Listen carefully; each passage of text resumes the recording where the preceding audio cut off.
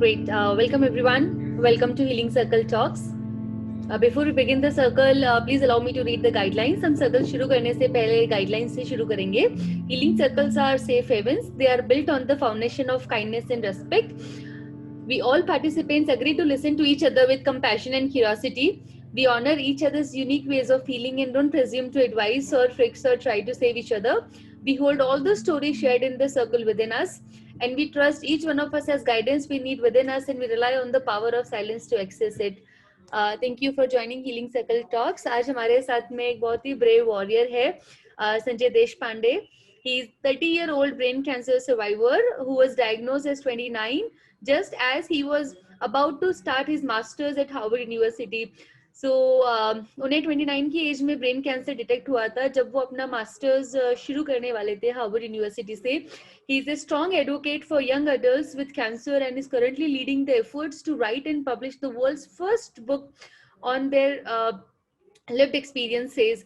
He believes life is unpredictable, so we must make peace that not everything can be controlled.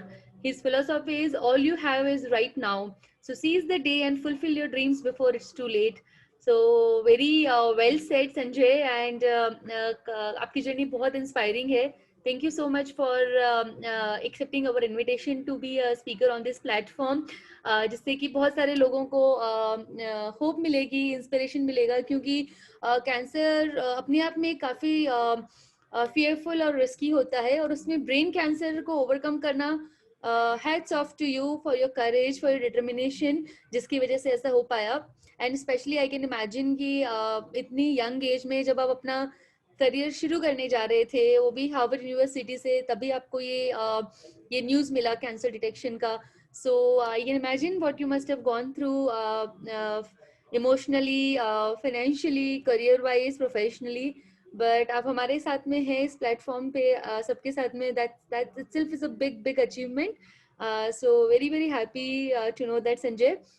We would like to hear from you about your journey, कि कैसे आपका detect हुआ था, तभी क्या symptoms थे, कैसे आपको पता चला, कौन सा ट्रीटमेंट लिया आपने, and many more things that we want to know about your journey, क्योंकि हर एक पेशेंट केयर गिवर उसी जर्नी से निकलते हैं. तो आपका एक्सपीरियंस डेफिनेटली लोगों को हेल्प करेगा. एंड मेरे साथ में जस्टिना है, who is cohost for today's circle. And Justina, over to you. Thank you.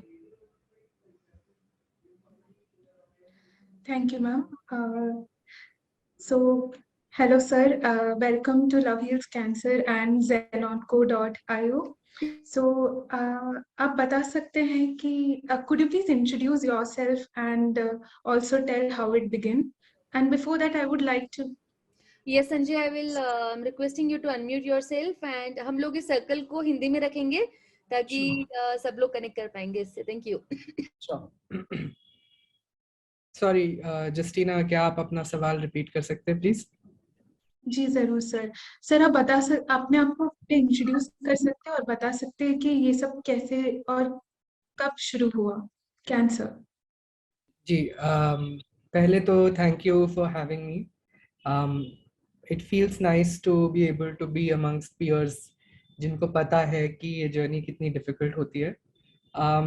मुझे जर्नी शब्द इस्तेमाल करना नहीं पसंद है, क्योंकि जर्नी शब्द तब इस्तेमाल करना चाहिए जब आप कोई ट्रिप पे जा रहे हो या कोई ट्रैवल प्लान बना रहे हो या कहीं जाने की कोशिश कर रहे हो, जहाँ पे आपने खुद चूज किया है कहीं जाने के लिए. ना ही मैंने कैंसर को चूज किया है, ना ही मेरे को ट्रीटमेंट में कोई चॉइस थी, ना ही मुझे जिंदगी ने कोई मौका दिया ये डिसाइड करने का कि क्या मैं ये करना चाहता हूँ या नहीं. तो my preference is to avoid the word journey as much as possible. I call it the cancer experience. मुझे पहली बार ये शक आया कि शायद कुछ प्रॉब्लम है जब मुझे लास्ट ईयर अप्रैल में पहली बार सीजर आया था. ग्रैंड मॉल सीजर था, काफ़ी सीरियस था. 5 मिनट तक मुझे सीजर आया.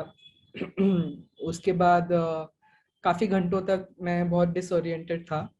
पर मेरे मम्मी पापा दोनों डॉक्टर है, तो उनसे बात की, उन्होंने फुल बॉडी चेकअप करवाया, तो सब कुछ नॉर्मल था एक्सेप्ट फॉर मेरे ESR काउंट्स. तो क्योंकि मेरे फैमिली में हिस्ट्री है डायबिटीज़ की, उनको लगा कि शायद मुझे हाइपोग्लाइसेमिया हुआ है, जिसकी वजह से मुझे चक्कर आया और जिसकी वजह से मुझे सीजर हुआ होगा।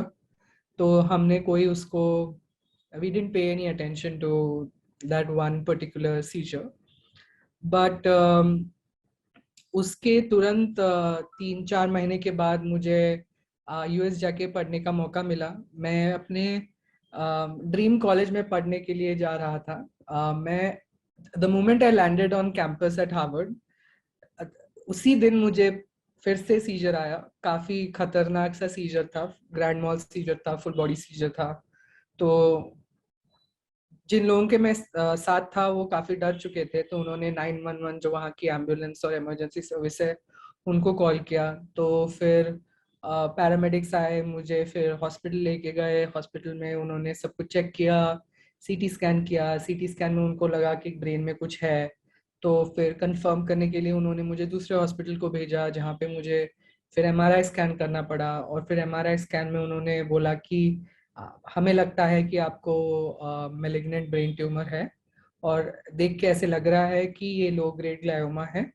और मुझे नहीं समझ में आया वो क्या बोलने की कोशिश कर रहे थे, ना ही इन शब्दों का कोई मतलब है।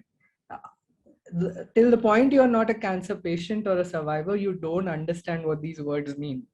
तो मुझे बिल्कुल कोई मतलब किसी भी सिचुएशन में ऐसे जरूरत ही नहीं पड़ी इन शब्दों को इस्तेमाल करने की। तो मुझे समझ में ही नहीं आ रहा था कि क्या बोलने की कोशिश कर रहे। तो उन्होंने फिर से पूछा कि क्या आप सिंपल शब्दों में समझा सकते हैं कि क्या है इसका मतलब। तो उन्होंने फिर मुझे बोला कि आपको ब्रेन कैंसर है शायद, और अगर हमारे शक करेक्ट है तो आपको शायद 5 साल से ज्यादा नहीं मिलेंगे जीने के लिए।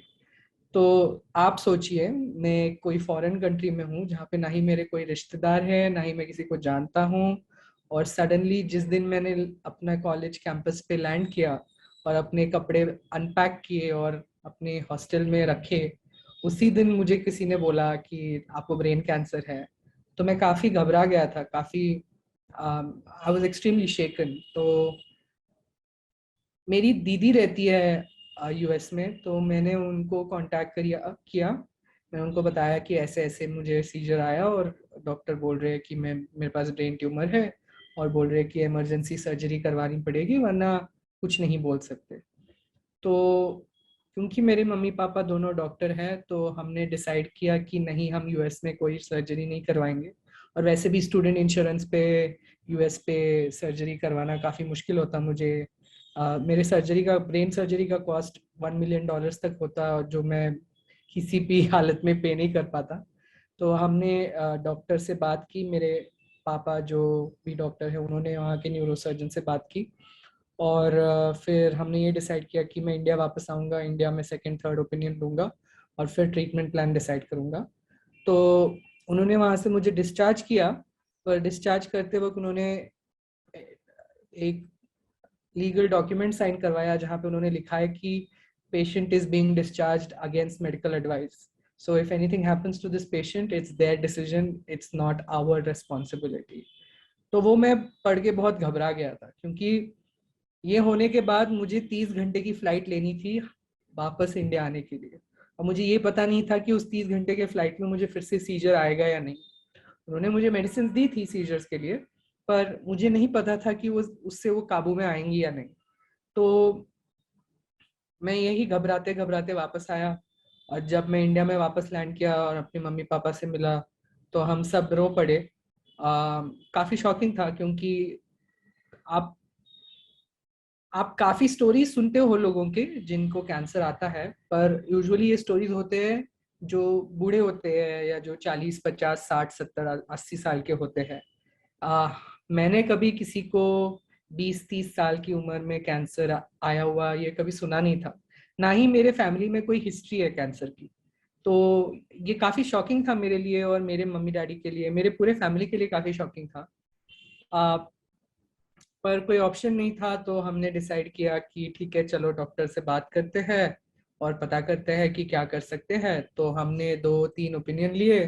मैं हैदराबाद में रहता हूँ, तो हैदराबाद के बेस्ट डॉक्टर से बात किया। तो सबने यही बोला कि ये तो ब्रेन ट्यूमर है, मैलिग्नेंट ब्रेन ट्यूमर है, उसको कुछ हम कर नहीं सकते। The only option we have currently is to do a surgery. Biopsy भी नहीं कर सकते क्योंकि it was in a very dangerous spot.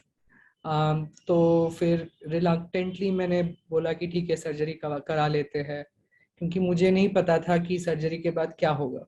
मुझे ये पता था कि स्टैंडर्ड ट्रीटमेंट प्रोटोकॉल ये होती है लो ग्रेड ग्लायोमास में कि आप सर्जरी करते हो, फिर कीमो और रेडिएशन करते हो, और उसके बाद आप ऑब्जर्वेशन में रहते हो कि ताकि रिकरेंस ना हो। ब्रेन कैंसर बाकी कैंसर से अलग इसलिए है क्योंकि ब्रेन कैंसर का कोई क्योर नहीं होता। ब्रेन कैंसर्स को जैसे ब्रेस्ट कैंसर हुआ या जैसे कोलन कैंसर हुआ, आप ब्रेस्ट एक पूरा का पूरा ब्रेस्ट निकाल सकते हो, उसके लिम्फ नोड निकाल सकते हो। सिमिलरली कोलन कैंसर में आप उस पार्ट ऑफ कोलन को हटा सकते हो। ब्रेन कैंसर में आप ब्रेन को हटा नहीं सकते हो, पूरे ऑर्गन को निकाल नहीं सकते हो। अगर आप ब्रेन को पूरे का पूरा निकाल दोगे तो इंसान जिंदा नहीं रहेगा। तो इसी की वजह से वो सिर्फ ट्यूमर हटा सकते हैं, और अगर वो ट्यूमर सेफ स्पेस में हो।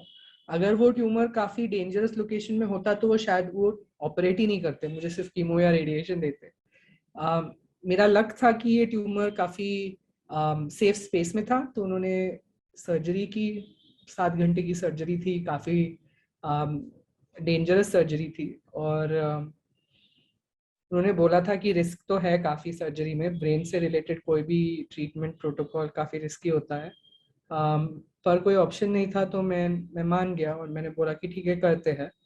पर सर्जरी से पहले मैंने डॉक्टर से और मैंने अपने माँ बाप से क्लियरली बात की थी कि अगर सर्जरी करते वक्त डॉक्टर बाहर आके बोलते हैं कि हम पूरा ट्यूमर निकाल सकते हैं, पर उसकी वजह से डेफिसिट्स या डिसेबिलिटीज हो सकती है आपके बेटे को, तो मैंने बोला कि अगर वो होने के चांसेस है तो मुझे सर्जरी नहीं करवाना है, या थोड़ा ट्यूमर बचता है तुम ब्रेन में तो रहने दो, उसको हम रेडिएशन या कीमो से ट्रीट कर लेंगे, मुझे डिसेबिलिटीज नहीं चाहिए।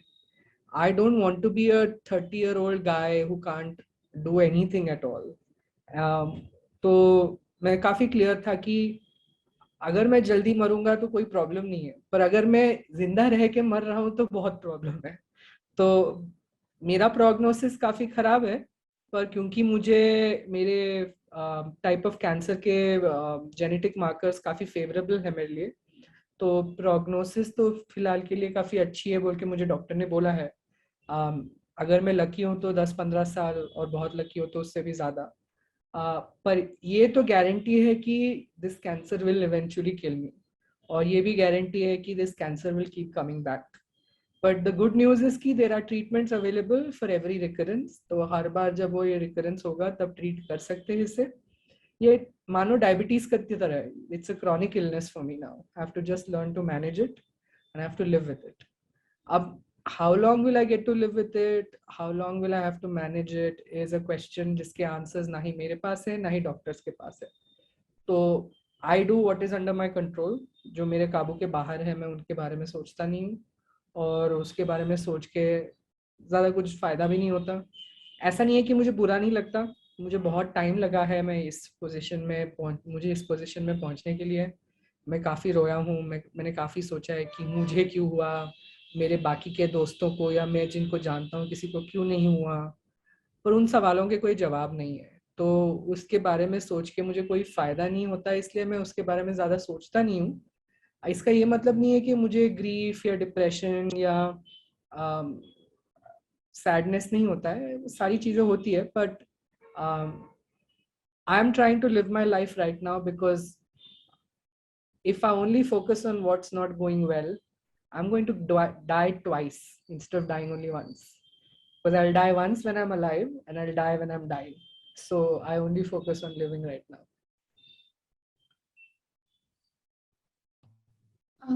तो सर आप बता सकते हैं, आप थोड़ा स्पेसिफाई कर सकते हैं कि आपने कौन सा ट्रीटमेंट लिया था? Sure. मेरा मेरा ब्रेन ट्यूमर मेरे राइट फ्रंटल लोब में था, और राइट फ्रंटल लोब में था, और 3 centimetres overall, 3 centimetre 3 centimetre by 3 centimetre size में था। और क्योंकि वो राइट फ्रंटल लोब में था और एमआरआई से पता चला कि वो नॉन एलोक्वेंट एरिया में है, जिसका मतलब वो सेफ स्पेस में है, तो उन्होंने क्रेनियाटमी करी थी एक्सिजन के लिए। तो रोबोटिक सर्जरी हुआ था मेरा किम्स हॉस्पिटल हैदराबाद में, जहाँ पे डॉक्टर मानस पानीगरी ने मेरा ऑपरेशन किया। वो chief neuro surgeon, head of the department है किम्स हॉस्पिटल के। काफ़ी लंबी सर्जरी थी, पर उस सर्जरी में उन्होंने बोला कि they manage to get the whole tumour. I mean ज़्यादा मार्जिन तो ले नहीं सकते क्योंकि ब्रेन है, पर जितना मार्जिन वो ले सकते थे सेफली उन्होंने लिया। और मेरे सर्जरी के 24 आवर्स, सर्जरी के बाद तुरंत 24 आवर्स के लिए मुझे आईसीयू में रखा गया था। सीसीयू या आईसीयू जो भी बोलते हैं सर्जरी के बाद जिसमें रखते हैं।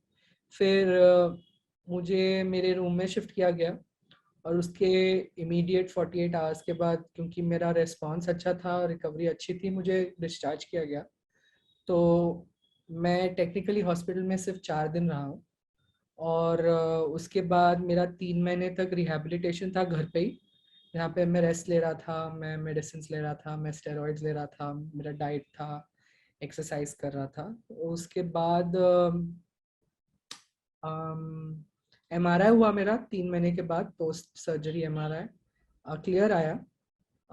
तब तक मेरे ट्यूमर के बायोप्सी के रिजल्ट्स भी आए, जिसमें कंफर्म हुआ कि मुझे ग्रेड 2 ओलिगोडेंड्रोग्लायोमा है, जो एक तरीके का ग्लायोमा है, WHO ग्रेडेड ग्लायोमा, और जिसके जेनेटिक मार्कर्स मेरे लिए पॉजिटिव थे। IDH1 म्यूटेशन पॉजिटिव था, 1p19q कोडिलेशन पॉजिटिव था। इन दोनों का मतलब ये है कि अगर मुझे रिकरेंस, अगर नहीं कब, जब मुझे रिकरेंस होगा तब वो ट्रीटमेंट को रिस्पॉन्सिव होंगे, तो कीमो इन पे चलता है। तो मेरे डॉक्टर ने बोला है कि क्योंकि ये ब्रेन कैंसर है, इलाज तो नहीं है, बट तुम्हारे टाइप का कैंसर ऐसा है जिसको हम ट्रीट कर सकते हैं, क्योर नहीं है पर ट्रीट कर सकते हैं। तो भले ही वो वापस काफी बार आए, पर वो ट्रीट हो सकता है। तो अगर अगली बार फिर से आएगा तो हम कीमो रेडिएशन से ट्रीट कर सकते हैं, या अगर बहुत ही ज्यादा सीरियस या सिवियर टाइप में आएगा तो फिर हम फिर से सर्जरी कर सकते हैं। तो रिकरेंस से डरने की जरूरत नहीं है, बस हमें इस बात से हमें ये कोशिश करनी पड़ेगी कि हम कॉन्स्टेंटली इसको ट्रैक करते रहे। तो मेरे हर 3 से 6 महीने, एवरी 3 to 6 months मेरे MRIs होते हैं ट्रैक करने के लिए कि रिकरेंस या ग्रोथ है या नहीं। और हाँ, बस उतना ही। मैं वेट एंड वॉच प्रोटोकॉल पे रखा गया हूँ। मुझे कीमो रेडिएशन नहीं दिया गया है क्योंकि I was under 30, I had no comorbidities, और मेरी हेल्थ काफ़ी अच्छी थी। तो उन्होंने डिसाइड किया कि कीमो और रेडिएशन इस टाइम पे देने का कोई फ़ायदा नहीं है, क्योंकि उसके साइड इफ़ेक्ट्स इस एज में ज़्यादा होते हैं, क्योंकि बाद में रेडिएशन की वजह से नेक्रोसिस हो सकता है, जिसकी वजह से और एक ट्यूमर बन सकता है, और कीमो के बॉडी की इम्यूनिटी पे काफ़ी इफेक्ट्स होते हैं, और इतने यंग एज में देने की ज़रूरत नहीं है जब ट्यूमर पूरा निकाल दिया गया था। तो मेरी सिर्फ सर्जरी हुई है, और I am on wait and watch protocol, जिसका मतलब है कि वो कंटिन्यूअसली मुझे ऑब्जर्व करते हैं रेगुलर MRIs के साथ। I can see someone's hand is up, शायद कोई सवाल पूछना चाहता है। हाँ सर, हम वो आपके पूरे क्वेश्चंस के बाद हम धीरे धीरे उनके क्वेश्चंस को आंसर करेंगे। ठीक। तो सर, आपने बताया कि वो बहुत सडन था और फिर आप मेंटली भी प्रिपेयर नहीं थे क्योंकि आपको कोई फैमिली हिस्ट्री भी नहीं है। जी। तो आपका फैमिली और आपका फर्स्ट रिएक्शन कैसा था? आई थिंक मेरा सबसे पहला कॉल मेरे पूरे फैमिली में मैंने अपने जीजा जी को किया था, क्योंकि मेरे फ़ोन की बैटरी ऑलमोस्ट मर रही थी, और मुझे डर लग रहा था अपनी बहन को बताने में कि मुझे डॉक्टर बोल रहे कि मुझे शायद कैंसर है। तो मैंने अपने जीजा जी को फ़ोन किया, जो US में रहते हैं, और मैंने जीजा जी को बताया कि ऐसे ऐसे हुआ है। तो उन्होंने मेरी बहन को बताया, और फिर मेरे बहन ने मेरे मम्मी पापा को बताया। और जितना मैं जानता हूँ, जितना मैंने सुना है उनसे, कि सब काफ़ी घबरा गए थे। मेरे मम्मी डैडी तो रोने लग गए ऑब्वियसली। मेरे जीजाजी और मेरी दीदी भी काफ़ी शॉक थे। उन्होंने मुझे एक लोकेशन तक ड्राइव करके आके पिकअप किया ताकि मैं उनके साथ कुछ टाइम स्पेंड करके वापस इंडिया जा सकूं। पर जब मैं इंडिया वापस आया, मेरे मम्मी पापा के लिए काफ़ी डिफिकल्ट था ये डाइजेस्ट करना, क्योंकि वो दोनों डॉक्टर थे और उन्होंने कभी सोचा ही नहीं कि उनके खुद के बेटे को कैंसर होगा। तो ये उनके लिए काफ़ी शॉकिंग था। और ना ही मेरी उम्र है कैंसर होने की, चांसेस तब आते हैं जब आप थोड़े ओल्डर एज के होते हो या आपके फैमिली में हिस्ट्री है कैंसर की। तो वो काफ़ी शॉक थे। मेरी मम्मी तो काफ़ी टाइम तक डिनायल में थी कि ये नहीं हो रहा है, नॉन इन्वेजिव ट्रीटमेंट से कुछ ठीक हो जाएगा, कीमो रेडिएशन से ठीक हो जाएगा। और सर्जरी के बाद भी जब फाइनल डायग्नोसिस आया कि वो कैंसर है, बिनाइन ट्यूमर नहीं है, तो मेरी मम्मी थोड़ी डिनायल में थी कि शायद ये एक ही बार आया, अभी निकाल दिया, सब ठीक हो जाएगा, ये वापस नहीं आएगा। तो मुझे एक्चुअली बैठ के एक्सप्लेन करना पड़ा मेरी मम्मी को कि ये इनक्योरेबल है, ट्रीटेबल है पर इनक्योरेबल है। इसका मतलब है ये आते रहेगा, कब आएगा, कितनी बार आएगा, कितने टाइम के बाद आएगा, ये कोई बता नहीं सकता, और मेरे पास कितना टाइम है ये भी कोई बता नहीं सकता। तो वो हमारे हाथ में नहीं है, पर इसका कोई ट्रीटमेंट नहीं है, ये इतना मुझे एक्सप्लेन करना पड़ा, जो काफ़ी डिफिकल्ट था मेरे मम्मी पापा को एक्सेप्ट। मेरे पापा बहुत जल्दी एक्सेप्ट कर चुके थे, पर मेरे मम्मी नहीं एक्सेप्ट कर पाए। पर मम्मी थोड़ी दिनों के बाद एक्सेप्ट की। तो उसके बाद मेरे फैमिली में काफ़ी चेंजेस आए मेरे डायग्नोसिस की वजह से। हम एज अ फैमिली बहुत क्लोज हो गए। हमने काफ़ी सारी चीज़ों के बारे में बात करना शुरू किया कि अगर ये अब मेरी सच्चाई है, अगर ये इसको अभी हम इग्नोर नहीं कर सकते, डिनाई नहीं कर सकते, तो मेरे जो विशेस है वो फुलफिल करने की कोशिश कर सकते हैं। तो मेरी फैमिली काफ़ी सपोर्टिव है, बहुत ज़्यादा सपोर्टिव है। पहले उन्होंने बोला था मुझे कि किसी को मत बताओ कि तुम्हें कैंसर है, कैंसर इतनी बड़ी टैबू टॉपिक है, तो मतलब इंडिया में कोई बात ही नहीं करना चाहता कैंसर के बारे में। पर इनिशियली जब उन्होंने बोला था मुझे कि मत बताओ किसी को, मत बात करो इसके बारे में, मैंने उनको काफ़ी समझाने की कोशिश की कि क्यों छुपा रहे हैं हम, ये छूने से ना ही फैलता है, बात करने से ना ही फैलता है, शर्म की क्या बात है इसमें। ऐसा नहीं है कि मेरी वजह से बाकियों को होगा या मेरे खानदान में किसी और को है। तो मैंने उनको काफ़ी, मम्मी को स्पेशली काफ़ी समझाया। तो फाइनली उन्होंने अंडरस्टैंड किया, और फिर उन्होंने जब मैं लोगों को बताने लगा तो एक्सेप्ट करने लगे कि ठीक है, ये बता रहा है सबको, तो ठीक है, पता चल रहा है लोगों को। पर जब मैंने अपनी किताब लिखनी शुरू की, और जब मैंने डिसाइड किया कि मेरे जैसे काफ़ी सारे लोग हैं जो यंग अडल्ट्स हैं जिनको कैंसर होता है, जिनके एक्सपीरियंसेस काफ़ी अलग होते हैं नॉर्मल, जो इन वर्ल्ड में दो तरीके के कैंसर सबसे ज़्यादा कॉमन होते हैं। एक होता है जेरियाट्रिक कैंसर, जो 40-50 साल की उम्र के ऊपर के लोगों को होता है, और दूसरा होता है पीडियाट्रिक कैंसर, जो 17 साल की उम्र के नीचे के लोगों को होता है। ये जो 17 से 39 का एज ग्रुप होता है, इसके बीच में जो लोगों को कैंसर होता है वो काफी रेयर होता है। ना ना ना ही सिर्फ काफी रेयर है, उन लोगों को ज्यादा अटेंशन भी नहीं दिया जाता है, क्योंकि लोग सोचते हैं कि ये यंग है, ये हेल्दी लोग है, ये क्योर हो जाएगा इनका। पर अगर क्योर भी होता है तो काफी प्रॉब्लम्स होती है। यंग अडल्ट्स क्या होते हैं कि एक ऐसे टाइम में होते हैं जहाँ पे वो अपना करियर बना रहे हैं, या स्कूल जा रहे हैं, या स्कूल से ग्रेजुएट होके कॉलेज जा रहे हैं, या कॉलेज से ग्रेजुएट होके नौकरी पकड़ रहे हैं, या नौकरी में ग्रो कर रहे हैं, या फ्रेंड्स बना रहे हैं, या शादी कर रहे हैं, या बच्चे पैदा कर रहे हैं, या बच्चे बड़ा कर रहे हैं, घर खरीद रहे हैं। तो ये जो पिवटल मोमेंट्स होते हैं, अगर इस टाइम पे किसी को कैंसर हो जाता है और कैंसर का ट्रीटमेंट करना पड़ता है, या उनका डिजीज टर्मिनल होता है, या मेटास्टेसाइज होता है, या इनक्योरेबल होता है, तो उनकी लाइफ बड़ी बदल जाती है, और काफ़ी डिफिकल्ट हो जाता है काफ़ी सारी चीज़ों को नेविगेट करना। जैसे कि मैंने जो करियर सोचा था बनाना कैंसर से पहले, मैं वो करियर बनाना नहीं चाहता था, क्योंकि मेरी जिंदगी की प्रायोरिटीज चेंज हो चुकी है। जब मुझे पता है कि मेरा एक्सपायरी डेट है, और हर किसी का एक्सपायरी डेट होता है, पर मुझे पता है कि मेरा एक्सपायरी डेट है। जब हम 20s में होते हैं, हमको ये लगता है कि पूरी जिंदगी है हमारे सामने, 40 साल है, 50 साल है, काफी सारी चीजें हम पुश कर देते हैं कि बाकी बाद में कर लेंगे, अभी करने की जरूरत नहीं है, ये वो। पर जब आपको पता चलता है कि आपकी जिंदगी एक्चुअली उतनी लंबी नहीं है, तो आप बदल जाते हो, आप इंसान कंप्लीटली डिफरेंट बन जाते हो, और आपको ये रियलाइज भी होने लगता है कि लाइफ को जो आप इतना टेकन फॉर ग्रांटेड लेते हो, वो नहीं ले सकते। कल को क्या होगा किसी को नहीं पता। जो आपके ड्रीम्स और एस्पिरेशंस है, आपको अभी फुलफिल करनी है, ना कि 10 साल बाद, 15 साल बाद, 20 साल बाद। और ये यंग अडल्ट्स के लिए बहुत बड़ा प्रॉब्लम हो जाता है, क्योंकि यंग अडल्ट्स के पास ना ही अभी तक उन्होंने कुछ पैसे कमाए हैं, ना ही उन्होंने अपनी पढ़ाई पूरी कर ली है, ना ही उन्होंने करियर में अपना नाम बनाया है। काफी सारे लोग तो अभी अपने घर से, अपने माँ बाप के घर से अभी अभी बाहर निकले होंगे और खुद का करियर अभी अभी बनाने लगे होंगे। तो वो जो इंडिपेंडेंस हो जाता है वो वापस डिपेंडेंस में कन्वर्ट हो जाता है।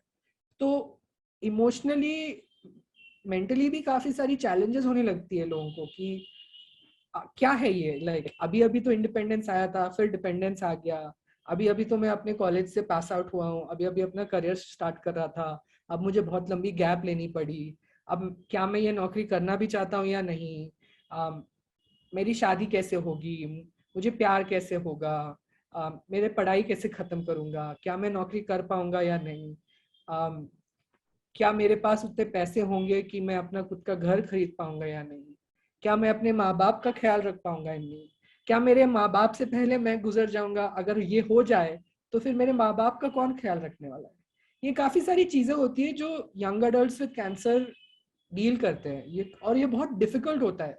लोगों को लगता है कि जब कैंसर यंग अडल्ट्स को होता है वो बहुत स्ट्रांग होते हैं उसको फाइट करने के लिए, भले फिजिकली वो स्ट्रांग हो, बट मेंटली इसका जो ट्रॉमा और टोल होता है वो काफी ज्यादा होता है, जो कोई एक्नॉलेज नहीं करता है। जिसकी वजह से मैं अपनी किताब लिखने की कोशिश कर रहा हूँ, क्योंकि इस टॉपिक पे कोई किताब, कोई सपोर्ट रिसोर्स इंडिया और साउथ एशिया में है ही नहीं।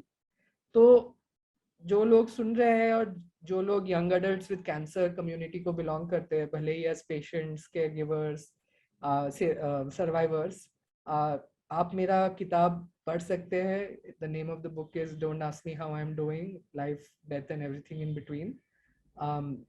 ये जानना जरूरी है कि आप अकेले नहीं हो, आप जैसे काफी लोग हैं।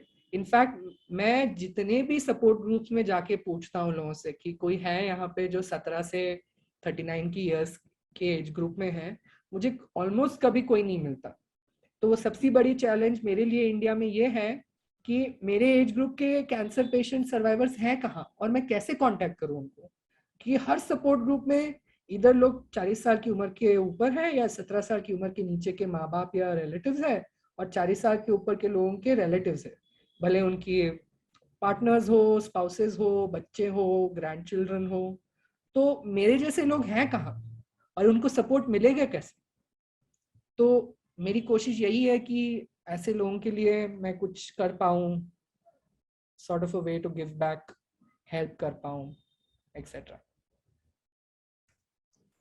सर आपका सोच बहुत अच्छा है, आपने एक किताब लिखा और आप अभी दूसरों को सपोर्ट करना चाहते हैं। दो आप अभी आपका कैंसर पार्शियली हट गया है, पर आप तब भी दूसरों के बारे में सोच रहे हो, और आप कैसे यूथ को कैंसर, क्या यूथ का कैंसर कैसे हट सकता है, ये सब आप रिसर्च कर रहे हो।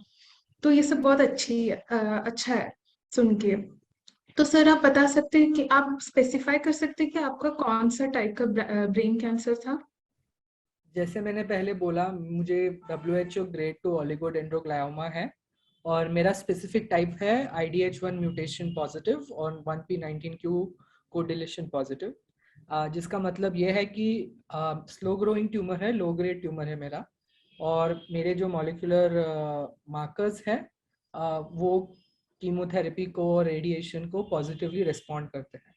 तो जब भी मेरा रिकरेंस होगा, चांसेस है कि वो कीमोथेरेपी और रेडिएशन से रिस्पॉन्ड कर पाएगा। Okay sir. तो सर आप बता सकते हैं कि ये बहुत बहुत सडनली था आपके लाइफ में, ये कैंसर आया, तो आपने ये इमोशनली और मेंटली कैसे आपने इसको हैंडल किया और मैनेज किया? सच बताओ तो कैंसर के ट्रीटमेंट से ज़्यादा कैंसर के ट्रीटमेंट के बाद की जो इमोशनल और मेंटल प्रॉब्लम्स होती है वो काफ़ी ज़्यादा डिफिकल्ट होती है। और अगर आप साइंटिफिक डेटा को देखते हैं तो डिप्रेशन जो है सबसे ज़्यादा कैंसर पेशेंट्स और सर्वाइवर्स में होती है, क्योंकि ये कोई कभी ये सोचता ही नहीं है कि उनकी लाइफ में ऐसे कोई प्रॉब्लम आएगी, या उनकी लाइफ सडनली, जो लोग सोचते हैं कि काफी लंबी होगी या परमानेंट होगी, या मतलब लोगों को 70, 80, 90 साल तक जीने का मौका मिलेगा, वो जब आपसे छिन जाता है तो आपके जो होप्स, ड्रीम्स और एस्पिरेशंस होते हैं वो कम्प्लीटली चूर चूर हो जाते हैं। तो आप मतलब एक होल में चले जाते हो जहां से निकलना बहुत मुश्किल पड़ता है। तो मैं झूठ नहीं बोलूंगा, मैं भी उस होल में था, मैं काफी टाइम तक उस होल में था। पर अगर मैंने अपनी 30 साल की जिंदगी में कुछ सीखा है कि मदद मांगने से कभी डरना नहीं चाहिए, तो मैंने थेरेपिस्ट को रीच आउट किया, काउंसलर को रीच आउट किया। तो मैं उनके साथ पिछले 2-3 साल से वैसे भी काम कर ही रहा था। मेरे मेंटल हेल्थ इश्यूज थे, एंजाइटी, स्ट्रेस। आजकल के ज़माने में तो वैसे भी एंजाइटी और स्ट्रेस सभी को होता है। तो उनसे मैंने बात की और उनके साथ काम करते करते मेरा मेंटल हेल्थ काफ़ी इम्प्रूव हुआ। और एक्चुअली आपके कैंसर की तरफ देखने का नज़रिया जब बदलता है तब आपका मेंटल हेल्थ भी चेंज होता है। मुझे ये होप, पॉजिटिविटी, ऑप्टिमिज्म, ये चीज़ें बिल्कुल नहीं पसंद है। मुझे लगता है वो बहुत टॉक्सिक होती है आइडियाज, क्योंकि अगर आप बोल रहे हो कि ये मेरा पर्सपेक्टिव है, and I mean no disrespect to anyone else अगर वो उनके लिए काम करता है, पर आप जब बोलते हो कि ये कैंसर वॉरियर है, तो अगर कोई कैंसर की वजह से मर जाता है तो आप इंग्लिश में क्या बोलते हो? This person lost their battle to cancer. They didn't lose their battle to cancer. Cancer just took away their life. Or you are never at war with your own body. You can't be at war with your own body. Your body is actually not your enemy. Enemy तो external threat होता है, external virus या external bacteria होता है।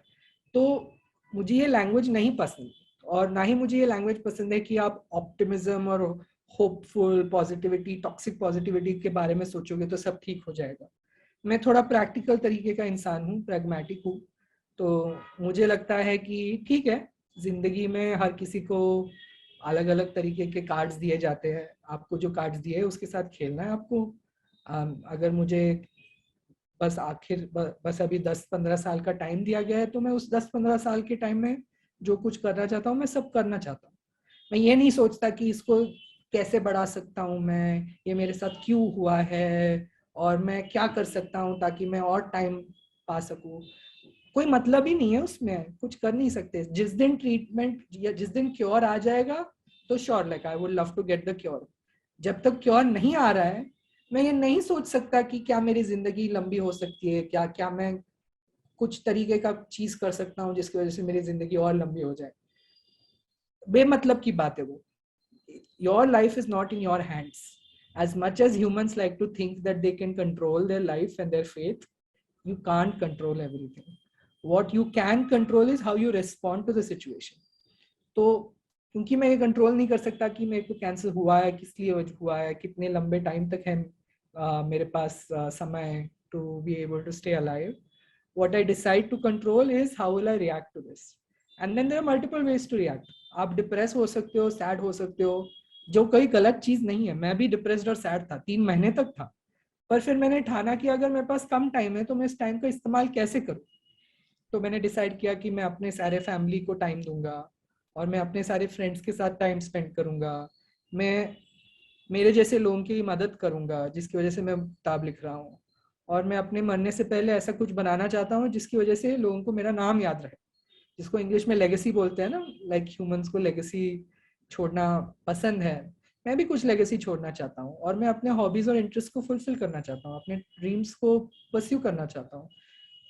भले ही मैं पिछले साल हार्वर्ड जाके पूरा पढ़ाई करके वापस ना आ पाया, मैं अगले साल जाना चाहता हूँ। अगर खुदा की मर्जी होगी, अगर भगवान की दुआ होगी तो जा पाऊंगा, क्या पता, किसको पता। और वो मौका मिला तो मैं जाके आऊंगा। मैं वो पढ़ना जो चाहता हूँ पढ़ के वापस आऊंगा। मुझे किताब लिखने हैं, मुझे काफ़ी किताबें लिखनी है। ये तो पहले किताब है और मुझे काफ़ी किताबें लिखनी है, तो मैं कोशिश करूंगा कि मैं और किताबें लिखूं। मुझे दुनिया देखनी है, तो जब तक मेरा हेल्थ मुझे परमिट करता है तो मैं ट्रैवल करना चाहता हूँ। और मुझे काफ़ी सारी कम्युनिटीज़ को हेल्प करना पसंद है, तो मैं वॉलंटियर करना चाहता हूँ, मैं कोई ऑर्गेनाइजेशन स्टार्ट करना चाहता हूँ। तो जितना टाइम है मेरे पास उतना टाइम मैं लोगों की सेवा में बिताना चाहता हूँ और अपने ड्रीम्स और पैशंस को फॉलो करना चाहता हूँ। क्योंकि कोई भी डेथ को चीट नहीं कर सकता। मरना तो सबको है, आपको भी है, मुझको भी है। कैंसर है नहीं है फर्क नहीं पड़ता, मरना सबको है।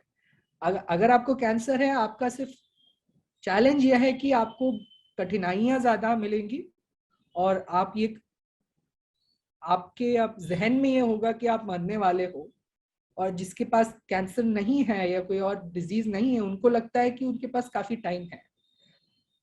क्या वाकई में उनके पास टाइम है या नहीं, वो ना ही आप और ना ही मैं जानते। कल को वो इंसान चलते चलते रोड एक्सीडेंट में मर सकता है, कोई और डिजीज की वजह से मर सकता है। तो मरना सभी को है, तो मरने से डरना क्यों? सर आपने बिल्कुल सही कहा, और उस सिचुएशन में भी आप इतने ब्रेव थे कि आपने कैसे उस सिचुएशन को रिस्पॉन्ड करना है रादर देन रिएक्टिंग, जैसे आपने कहा कि हाँ मुझे आ गया अब क्या ही करे, उसके उसके जगह आपने वो कैसे ओवरकम करे। आपने सिर्फ आपने सिर्फ अपने फैमिली से सपोर्ट नहीं रिसीव किया, बल्कि आपने खुद अपने फैमिली को सपोर्ट किया इमोशनली भी। और अभी आप अभी ठीक हो तो आप दूसरे जो कैंसर पेशेंट्स हैं जो आपको सुन रहे हैं, आप उनको भी सपोर्ट कर रहे हैं, और जो आपको नहीं सुन रहे वो आप बुक के थ्रू कन्वे कर रहे हैं। तो ये सब बहुत ब्रेव की बात है। तो सर आप बता सकते हैं कि जो आपने बोला कि बहुत सारा लाइफस्टाइल आपका चेंज हुआ था, तो आप बता सकते हैं वो कौन से लाइफस्टाइल चेंजेस हैं जो आपका कैंसर ट्रीटमेंट में भी हुआ और आप अभी भी फॉलो करते हैं।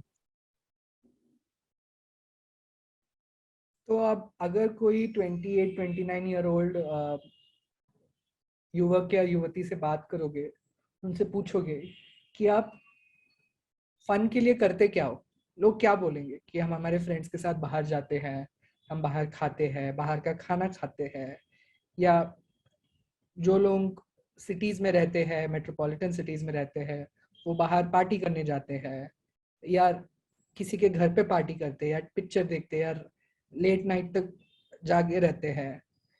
वो सारी चीजें मेरे लिए अभी पॉसिबल नहीं है, तो मेरी लाइफ कंप्लीटली बदल गई। ना ही मैं बाहर का खाना खा सकता हूँ, क्योंकि बाहर का खाना खाने से मुझे मेरा वजन बढ़ता है, और अगर मेरा वजन बढ़ता है तो मेरा प्री डायबिटीज डायबिटीज में बदलता है, और अगर मेरा प्री डायबिटीज डायबिटीज में बदलता है तो मुझे सीजर्स होने लगते हैं। और अगर मैं रात को 10 बजे अगर मैं नहीं सोता हूँ तो फिर भी मेरे को सीजर्स होते हैं। 8 घंटे मुझे नींद चाहिए, दिन में 1 घंटा और नींद लगती है तो मुझे सोना पड़ता है। और मेरी डाइट पूरी कंप्लीटली चेंज हो चुकी है, मुझे सब कुछ हेल्दी खाना पड़ता है। मैं बीच बीच में चीट करता हूँ, क्योंकि मैं इंसान हूँ, भगवान नहीं हूँ। चीट तो हर कोई करता है, मॉडरेशन में हर कोई चीज ठीक है, पर कंप्लीटली चेंज हो गई है मेरी जिंदगी। जो पहली थी और अभी है वो काफी अलग है। अब मेरी जिंदगी मेरे हेल्थ के अकॉर्डिंगली चलती है। पहले मेरी जिंदगी मेरे वर्क के अकॉर्डिंग या मेरे प्लेजर या मेरे हैप्पीनेस के अकॉर्डिंग चलती थी। अभी मेरी जिंदगी पूरी हेल्थ के अकॉर्डिंगली चलती है। तो मेरे को दिन में 30 मिनट्स का एक्सरसाइज करना पड़ता है, भले वो वॉकिंग हो या योगा हो या कोई और तरीके का एक्सरसाइज हो, तो वो मुझे किसी भी हालत में करना पड़ता है। और मुझे दिन में 6 बार खाना पड़ता है, क्योंकि अगर हर 2 घंटे में मुझे कुछ खाना पड़ता है। अगर मैं नहीं खाता हूँ तो मेरा ब्लड शुगर ड्रॉप होता है, अगर मेरा ब्लड शुगर ड्रॉप होता है तो मुझे सीजर्स आते हैं। तो और मुझे जिंदगी भर के लिए सीजर मेडिकेशन लेनी पड़ती है, और मैं दिन के 4 दवाइयाँ लेता हूँ, सुबह 2 रात को 2। और इन दवाइयों के खुद के साइड इफेक्ट्स होते हैं, डिजीनेस होता है, नौशिया होता है, कभी कभी चक्कर आते हैं। तो ये सब कुछ मेंटेन करना पड़ता है। और मेरे लाइफस्टाइल पे काफी रिस्ट्रिक्शंस भी आई है, क्योंकि मुझे सीजर्स आते हैं। मैं ना ही ड्राइव कर सकता हूँ, ना ही स्विमिंग कर सकता हूँ, ना ही डांस कर सकता हूँ, ना ही किसी ट्रैक पे अकेले ट्रैवल कर सकता हूँ, और ना ही मैं आग के आसपास रह सकता हूँ, क्योंकि मुझे नहीं पता कब मुझे सीजर आएगा, और जब आया तो क्या मैं वो डेंजरस सिचुएशन में रहूंगा। तो काफी चेंजेस आई है मेरी लाइफ में, जो जिनके बारे में मैं ज्यादा खुश नहीं हूँ, पर मैं नई चीजें ढूंढने की कोशिश करता हूँ जिसकी वजह से मैं आगे बढ़ पाऊँ।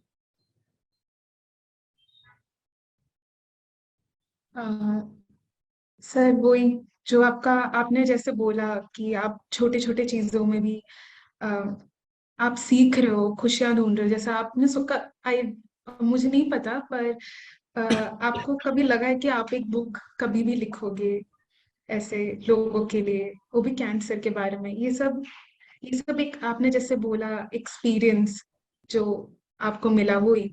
तो आप एक नया हैबिट आपने क्रिएट किया और आपने बोला कि आगे भी आप नए बुक्स लिख सकोगे वगैरह, तो डेफिनेटली आप लिखोगे सर, और आप और भी लोग को ऐसे ही इनकरेज करोगे, इंस्पायर करोगे।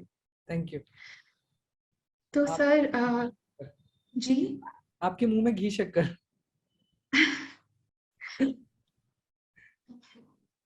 सर तो आप बता सकते हैं कि आपने बोला कि ये जो कैंसर था आप इसको एक जर्नी नहीं बोल सकते, ये एक एक्सपीरियंस था, तो आपको आप ऐसे 3 सीख बोल सकते हैं जो आपको मिली इस एक्सपीरियंस से?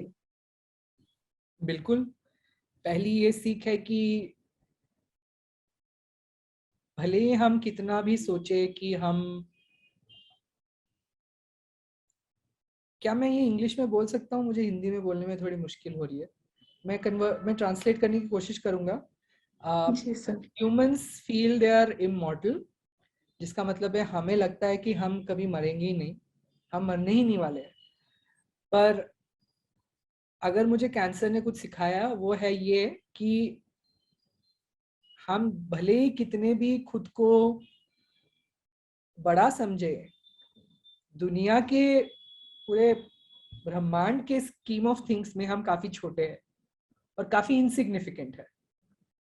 अगर आप सच्ची में ये सोचे कि ब्रह्मांड जितना बड़ा है, उसमें सारे इतने तारे हैं, प्लैनेट्स हैं, और उनमें से एक प्लैनेट में जो 9 मिलियन लोग रहते हैं, 8 बिलियन लोग रहते हैं, उनमें से मैं एक इंसान हूँ, और वो 8 बिलियन 9 मिलियन लोग अभी रहते हैं।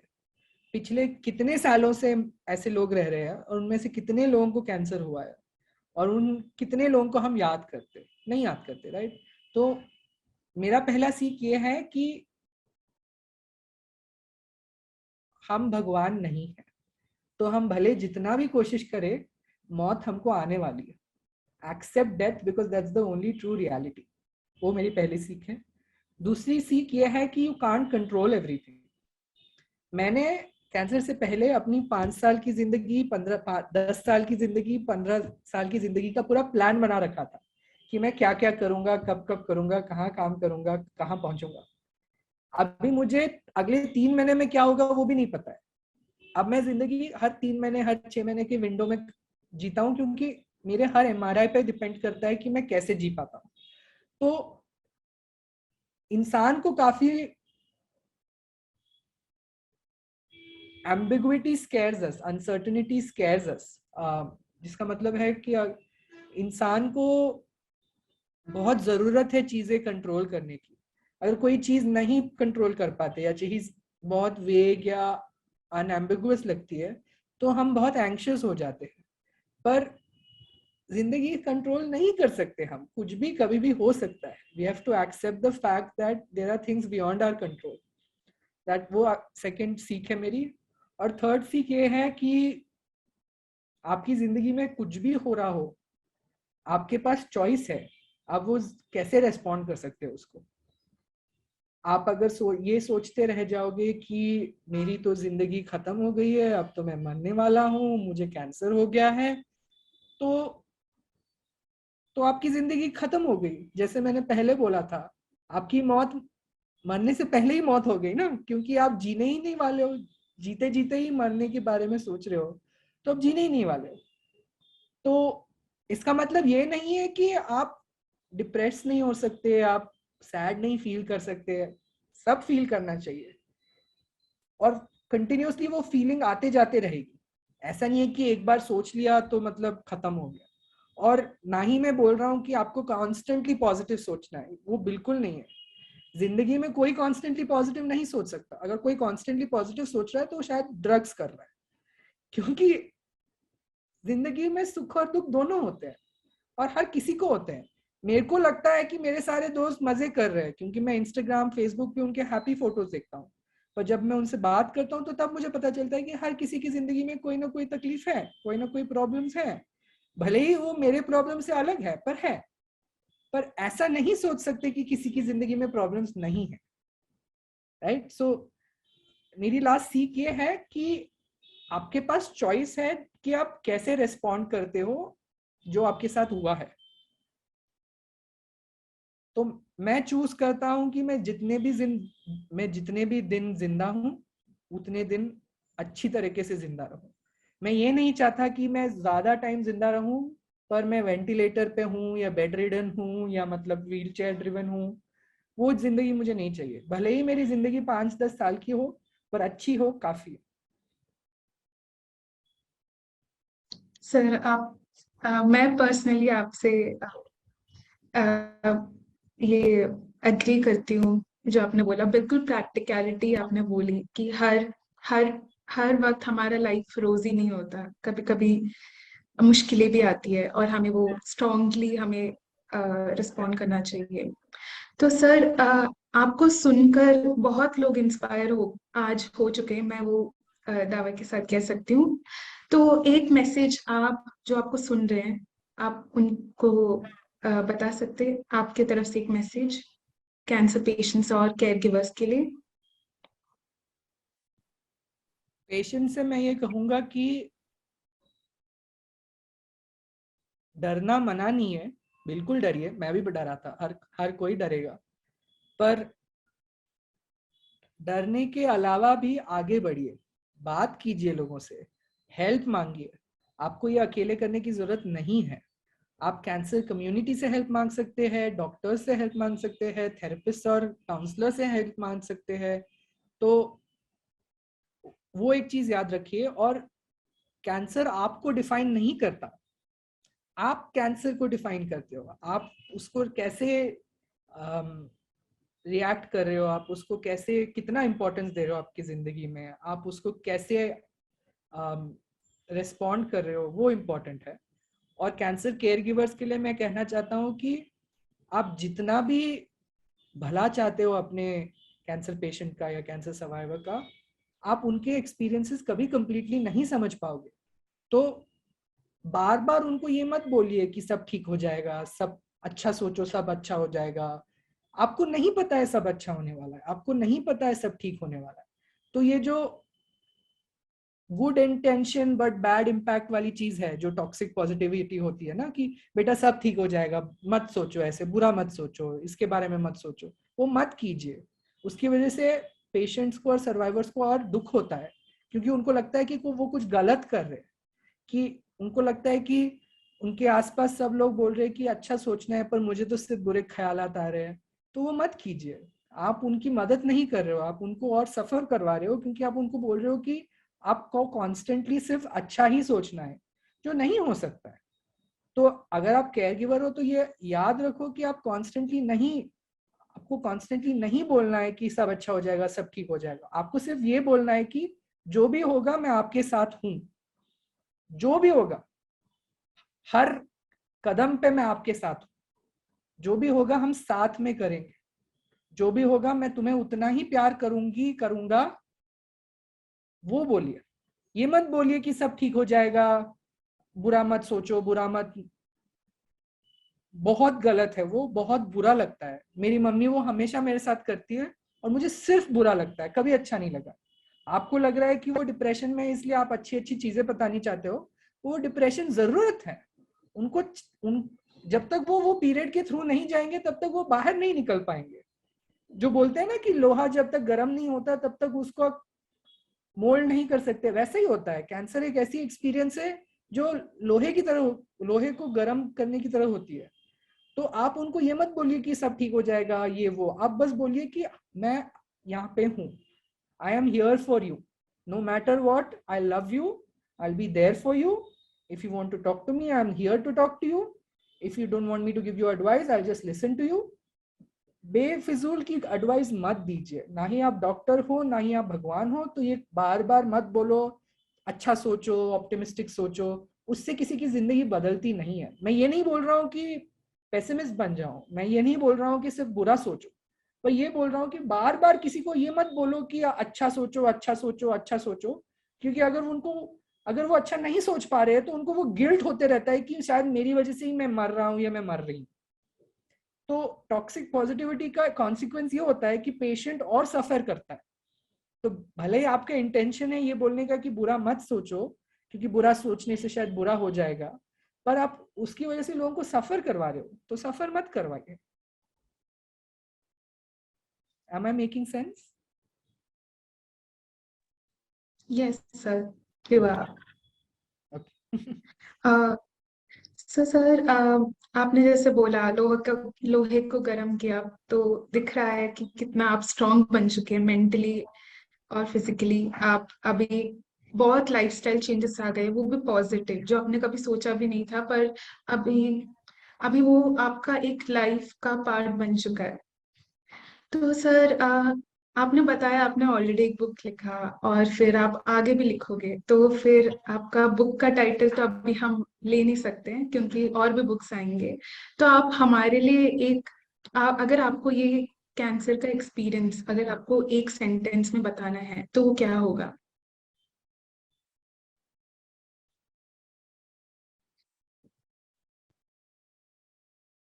क्या मैं इंग्लिश में बता सकता हूँ? मुझे हिंदी में बहुत डिफिकल्ट लगता है बताना। जी सर, आप फिर ट्रांसलेट मैं कर दूंगी या फिर आप ठीक कर है, मैं सकते हैं। कोशिश करूंगा। लाइफ इज अ हाँ journey towards death, so don't be scared of dying. इसका मतलब ये है कि जिस दिन आप पैदा होते हो उस दिन से आप मर रहे हो, क्योंकि मौत ही आपका अल्टीमेट डेस्टिनेशन है। तो अगर आप मौत से डरोगे तो आप जी नहीं पाओगे। तो डरने से या डेथ से मत डरिए। ये याद रखिए कि डेथ आपको ये सिखाता है कि जब तक आप जिंदा हो आपको पूरी तरीके से जिंदा रहना है, मतलब लाइफ को पूरी तरीके से लिव करना है आपको। तो don't think about how long you get to live. Someone's life might, किसी की जिंदगी 90 साल तक की होती है, किसी की जिंदगी से 20, 25, 30 साल तक की होती है। पर उन दो जिंदगियों में फर्क ये होता है कि शायद जो 20-25 साल तक की जिया या जो 30 साल तक की जिया है उसने शायद काफी कुछ किया है लोगों के लिए, खुद के फैमिली के लिए, खुद के लव्ड वंस के लिए, दुनिया के लिए। और जो 90 साल तक जी रहा है उन्होंने शायद कुछ किया ही नहीं है। ना ही उन्होंने खुद के लिए कुछ किया, ना ही उन्होंने दूसरों के लिए कुछ किया। तो आपकी जिंदगी जितनी लंबी है उससे आपकी ना ही वर्थ डिसाइड होती है ना ही आपका कंट्रीब्यूशन। तो जिंदगी के लेंथ पे फोकस मत कीजिए, जिंदगी के डेप्थ पे फोकस कीजिए। आपने बिल्कुल सही बोला सर। और आज एक यूथ को बोलते हुए सुन के बहुत अच्छा लगा। यहाँ बहुत लोगों को बहुत इंसाइटफुल और बहुत इंस्पिरेशन मिला, क्योंकि आपने बहुत सारे रियलिटी ये दिया, इंफॉर्मेशन दिया कि चाहे हम कितना भी पॉजिटिव क्यों ना हो, कभी कभी हमें सिंपैथी नहीं चाहिए होता है, एम्पैथी चाहिए होता है, उसी की जरूरत होती है, पर वो कन्वेइंग में प्रॉब्लम आ जाती है। तो thank you so much sir. बहुत इंस्पिरेशनल था आपका स्टोरी सुन के, और आपका जो पॉजिटिविटी था और आपका थॉट्स, ये सब सुन के बहुत अच्छा लगा। Thank you. आप बोल रहे थे कोई सवाल है? बहुत सारे सवाल हैं। हाँ। Great listening to your experience, Sanjay, because I can totally relate to it. A young man getting diagnosed with cancer, especially जब वो अपने जैसे आपने बताया कि करियर के पीक पे होते हैं, या फिर जब वो अपनी लाइफ एक्चुअल में एंजॉय करना शुरू करते हैं कि हाँ अब तक तो we were depending on somebody else, और अब हम खुद से कुछ कर सकते हैं, और उसी वक्त ये झटका लगना, been there through that journey and can totally understand कि वो सेल्फ कॉन्फिडेंस भी शैटर हो जाता है, और अच्छा भी नहीं लगता है बिल्कुल भी, और हमेशा ऐसा लगता है कि मैं अपनी फैमिली पे बर्डन हूँ।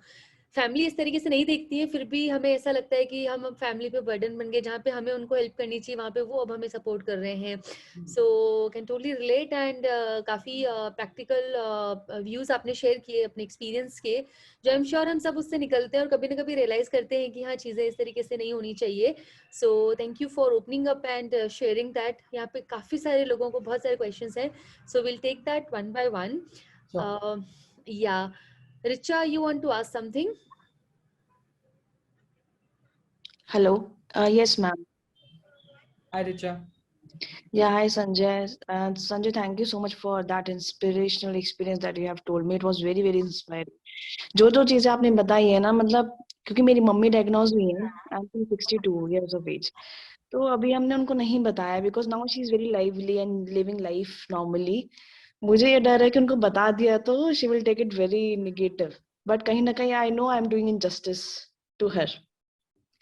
सो that I need to figure it out. मुझे आपसे 2 क्वेश्चन ये पूछने थे. पहला कि आप मुझे अपना वो एक्सपीरियंस बता पाएंगे सीजर में एग्जैक्टली होता क्या है, like what your family told, what happens in that particular time, कितना लंबा वो होता है, and how do you feel during that period.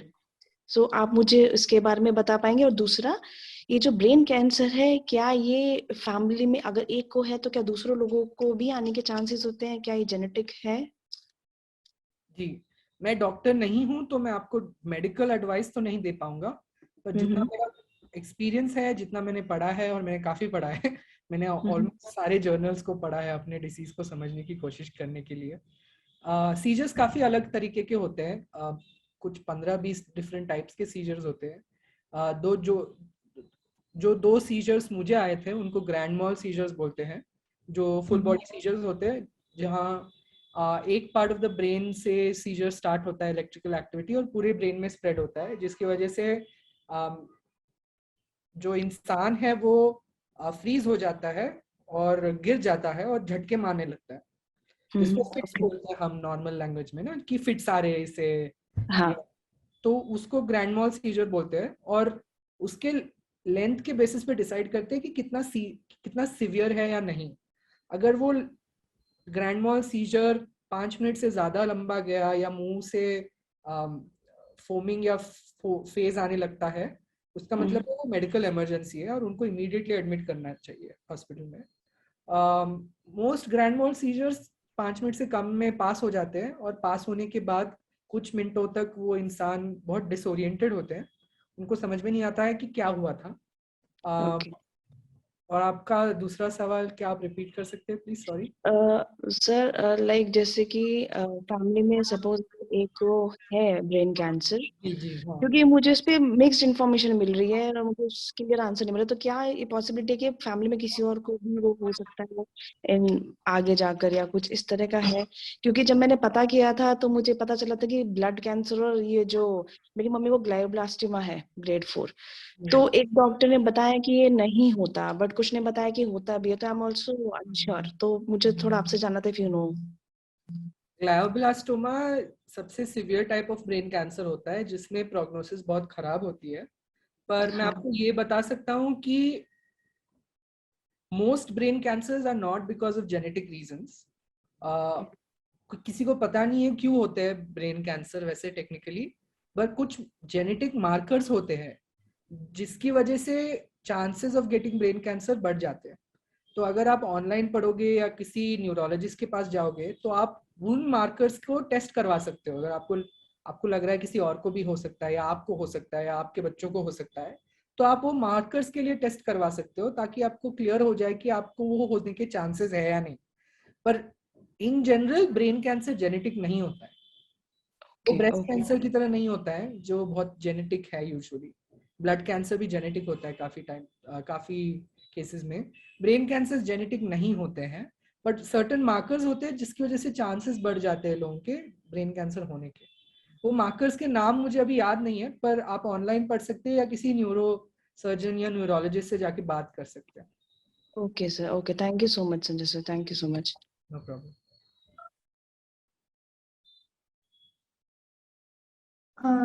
Dinesh, Mr. Dinesh. Hello, good afternoon, sir. Hello Dinesh ji, कैसे हो आप? Yeah, fine, sir, fine. Sir, better I can talk in English. It's okay for you. Sure, I would prefer Yeah, that. yeah. Okay, sir. Actually, I'm connecting from Tamil Nadu. This is the first video I'm joining. Nice. So, yeah. Actually, my mom, she infected with ovarian cancer, Okay. and she is more than like 72 years old. After 10 chemotherapy, we done the surgery. So after the surgery, before the surgery, the what is the blood report? CAA report was 13,000 around. Now it is reduced to 25 actually. So now she is okay. But after 6 months, recently we done one more scan. So now again the CAA, the blood the count is increasing.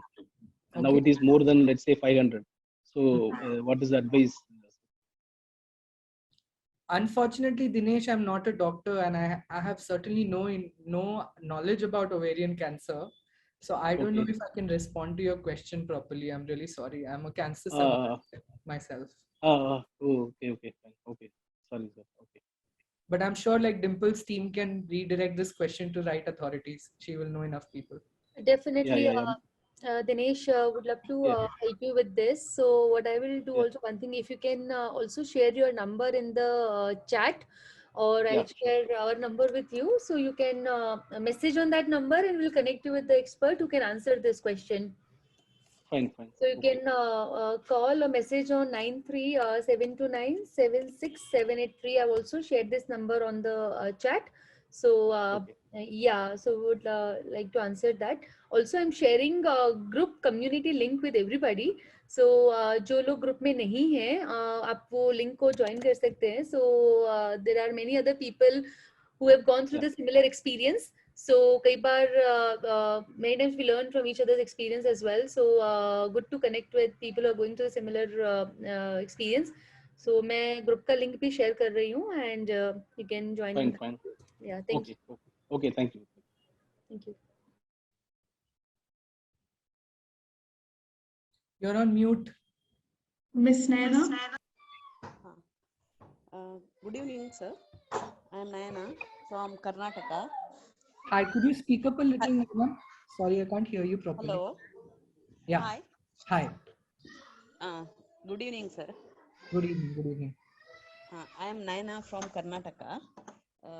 My age is 39 and I am suffering from breast cancer, early stage. But it is, they told that is a TNBC, means a triple negative grade 3. I'm taking now chemotherapy. My chemotherapy is over now. Now next I'm going to surgery. I want to thank you, sir, because same situation what you told, I am coming from that situation. Very depressed because I have 2 kids and all these circumstances and family, all these problems I am facing. Now today I am very happy because I heard your supportive speech. That's why I want to thank, sir. Thank you, sir. Thank you so much, Naina ma'am. That really means a lot to me. And I can totally I'm from relate to Karnataka, you. so my English is not good. No, ma'am, completely understand you. You were fully comprehensible. Just want to tell you, ma'am, that it is exactly the situation that you are describing for which there is no support available. Most support that's available is for people above 50 years of age, above 45 years of age. But I'm guessing a situation like yours is unique because you have 2 young children and Yes, sir. you don't know what to do in a situation like that. And that's precisely why I strongly But believe that early stage breast cancer. That hope I have now. yeah, early stage shouldn't, I mean, I am no doctor to say anything. That's The why I early didn't stage, tell detail about my cancer, about cancer. Just I want to thank. That's why. okay. Thank you. That means a lot. I hold it very deeply. Okay. Appreciate.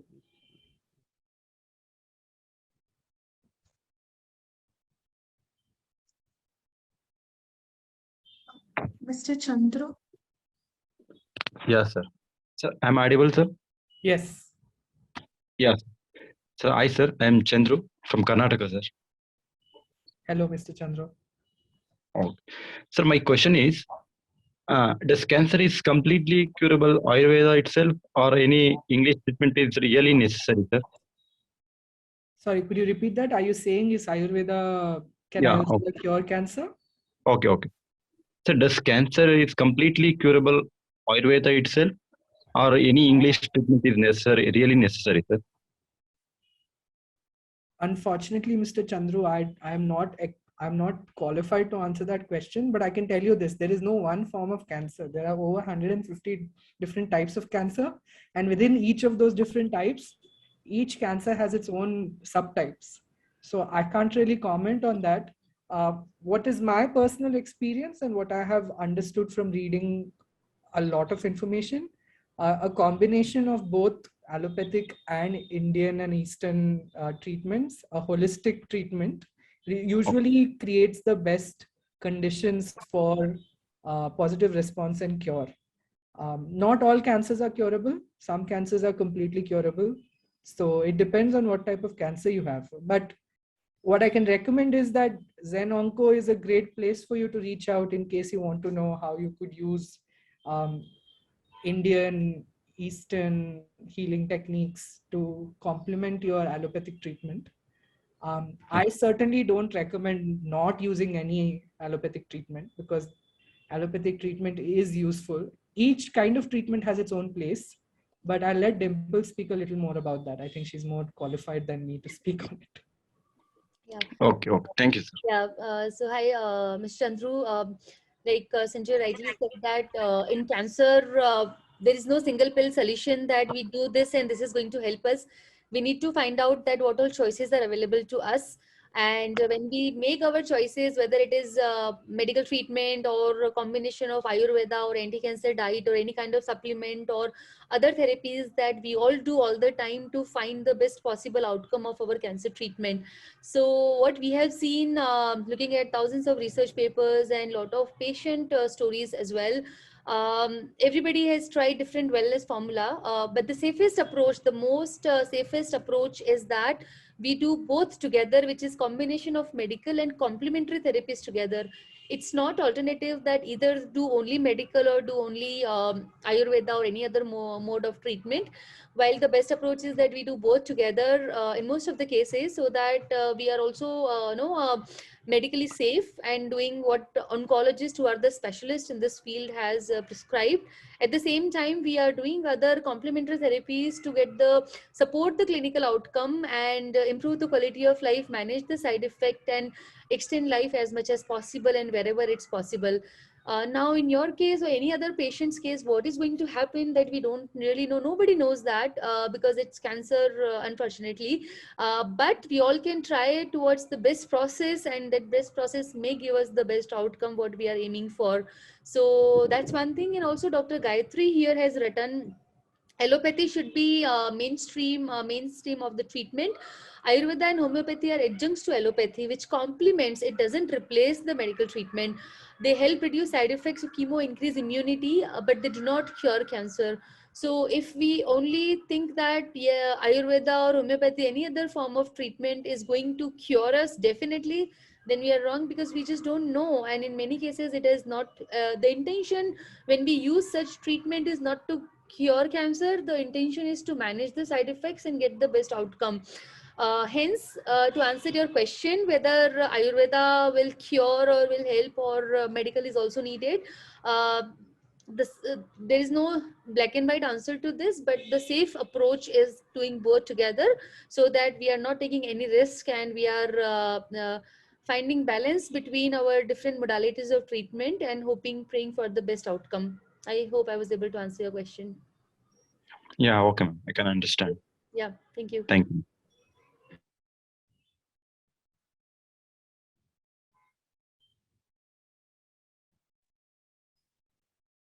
Yes, good evening, everyone. Hi, is this Pratibha speaking? Yes, Ji Sachin ji, I'm Pratibha speaking. Sachin ji, sorry, Sanjay. I'm a mother of a 19-year-old boy. He was detected with diffused midline glioma, grade 4 in 2017. Okay. So as a mother, the advice, I listened very patiently to you, and I really connect with your thought कि आपने जो toxic positivity की बात करी और जो आपने ये कहा कि कितने सारे फैक्टर्स होते हैं, सभी को एक बार जाना है इस संसार से, बहुत सारे फैक्टर्स होते हैं जिनको कैंसर है उनके लिए एक एडेड फैक्टर ये है, और probability of death increases of course, but at the same time we know that death is approaching. We have this knowledge. बाकी लोगों को ये realization नहीं है. Accident अगर मान लीजिए जैसे आपने बोला, I was about to say the same in my mind and you repeated that sentence. Accident से भी लोग जाते हैं. They don't know कि death is so near to them. But cancer जो patients हैं उनको पता है. But as a mother, Sanjay ji, the advice, what I could feel from you is you have accepted the concept of death, the truth of death, very, very, close to your heart and very comfortably. But as a mother to a diffused midline glioma child, जिसको 2 साल पहले detect हुआ और doctors ने 9 महीने का time दिया था, शायद उससे भी कम का उन्होंने टाइम दिया था, तो he still with us. Of course, like there are so many deficits. He is totally dependent on us now. He doesn't remember anything. He has lost his memory. But like life has been very unfair to him. But as a caregiver and a mother to a child, आप इस चीज को please I think कि आप दिमाग से निकाल सकते हैं कि डॉक्टर ने आपको 12 साल या 15 साल या जो भी आपको टाइम दिया.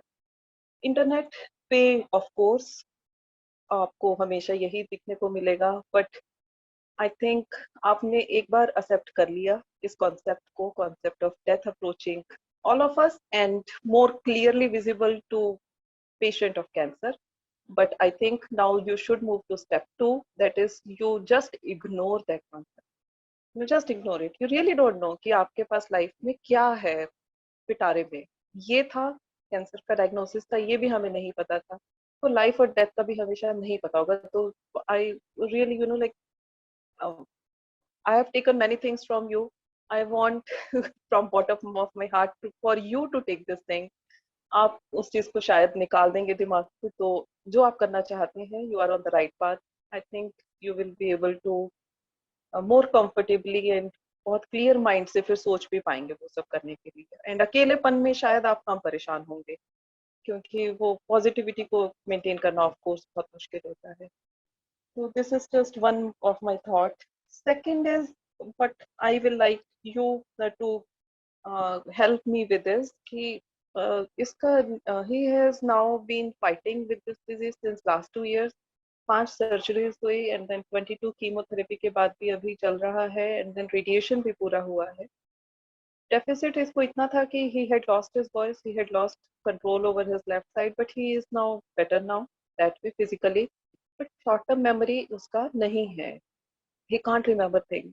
So as a like person who has been in connection with more people who have been detected with brain cancer, आपके अगर कहीं पे कुछ information हो, कुछ या फिर कोई ऐसा कुछ support हो जहाँ से कि उस बच्चे को 19 years है, उस बच्चे का पूरा studies रुक गया, he was a topper throughout. So he is now like not able to study, so he feels demotivated. He is now out of touch with his friends, so that is also like very, जैसे कहते हैं ना कि अकेलापन. तो कोई ऐसा peer group हो जो कि आपस में इसी टाइप के इसी एज के बच्चे आपस में एक दूसरे को मिले, फोन पे ही. Of course we are based in Delhi, कोई और कहीं और का होगा, बट कोई एक ऐसा व्हाट्सएप ग्रुप होता हो जहाँ पे कि जो अभी अपने पैरों पे, मतलब अभी रिकवर ही कर रहे हैं, इन द मीन वाइल जो एक दूसरे से कनेक्ट करके नए फ्रेंड्स बन जाएं सबके, ऐसा कोई ग्रुप होता हो. और या फिर कोई शॉर्ट टर्म मेमोरी को एड्रेस करने के लिए इस इशू को कोई कुछ स्पेशलिस्ट हो, कोई डॉक्टर हो. We are visiting neuropsychiatrist and neuropsychologist, but बहुत स्लो प्रोसेस होता है. वी आर पेशेंटली वेटिंग कि कुछ चेंज आएगा. चेंज है, थोड़ा बहुत चेंज आ रहा है, बट क्वालिटी ऑफ लाइफ की अगर हम बात करें तो of course quantity of life is not in our hand, quality of life is also not in our hand, but try हमें करना ही है. तो आपसे ये 2 हेल्प है कि अगर कोई ग्रुप हो, सपोर्ट ग्रुप, जहाँ पे ये आपस में कनेक्ट कर सकें सिमिलर एज के बच्चे, कुछ नहीं आपस में कभी गेम खेल लिया, कभी बात कर लिया ऑनलाइन. और दूसरा अगर कोई short term memory brain related, क्योंकि आपकी कुछ जानकारी है तो टाइप से कुछ हो तो आप please guide me on this. Sure, thank you Pratibha ji share करने के लिए.